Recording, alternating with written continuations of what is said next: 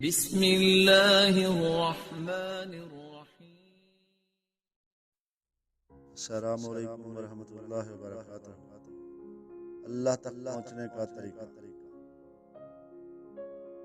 Baghdad میں ایک بادشاہ تھا جس کی شدید دلی تمنا تھی کہ وہ حضرت بہلول دانا رحمۃ اللہ تعالی علیہ سے ملاقات کرے، لیکن لاکھ کوششوں کے باوجود بھی وہ آپ سے ملاقات کرنے کو تیار نہ ہوئے، کیونکہ آپ کبھی بھی بادشاہ کے دربار میں تشریف نہیں لے گئے۔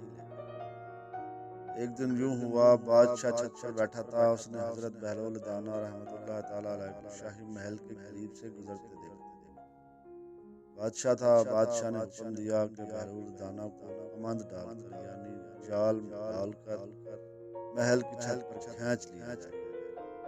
چنانچہ حکم کی تعمیل کی گئی، ملازمین نے ایسا ہی کیا، کمند ڈال کر یعنی جال کے ذریعے آپ کو چھت پر کھینچ لیا گیا۔ جب حضرت بہلول رحمۃ اللہ تعالی علیہ کو بادشاہ کے سامنے پیش کیا گیا، بادشاہ نے پوچھا، تم یہ بتاؤ بہلول، تم اللہ تعالیٰ تک کیسے پہنچے؟ حضرت بہلول رحمۃ اللہ تعالی علیہ نے فرمایا، جیسے تم تک پہنچے۔ بادشاہ حیران ہوا، اس نے عرض کی، میں کچھ سمجھا نہیں۔ حضرت بہلول رحمۃ اللہ تعالی علیہ مسکرائے اور فرمایا، اے بادشاہ، اگر میں خود تمہارے پاس پہنچنا چاہتا تو نہا دھو کر لباس فاخرہ پہن کر دربان کی منتیں کر کے محل کے اندر داخل ہوتا، پھر عرض پیش کرتا، پھر گھنٹوں انتظار کرتا، پھر بھی ممکن تھا کہ آپ میری درخواست رد کر دیں، جبکہ تم نے خود مجھے بلانا چاہا۔ محض کچھ لمحوں میں اپنے سامنے بلا لیا۔